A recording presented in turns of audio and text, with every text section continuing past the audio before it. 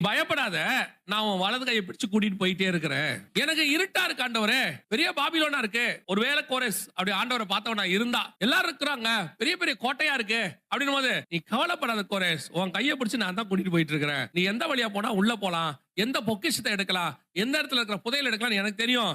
நீ எப்படியே என்ன ஃபாலோ மட்டும் பண்ணு. நான் உன் கையை பிடிச்சிருக்கிறேன்ல, அப்படியே வந்துகிட்டே இரு. நான் உன்னை கூட்டிட்டு போய் சரியா செய்வேன் என்பதுதான் கர்த்தர் நமக்கு கொடுக்கிறதான வாக்குத்தத்தம். அடுத்த வருஷம் என்ன பண்ண போறோம், ஏது செய்ய போறோம், எப்படி ஆகும், இன்னைக்கு வரைக்கும் தான் நம்ம கிட்ட இருக்குது. இன்னைக்கு வரம் வலது கையை பிடித்துக் கொண்டு நடத்தி கொண்டு வந்த தேவன் இனிமேலும் உன்னை நடத்த வல்லமை உள்ளவராக இருக்கிறார்.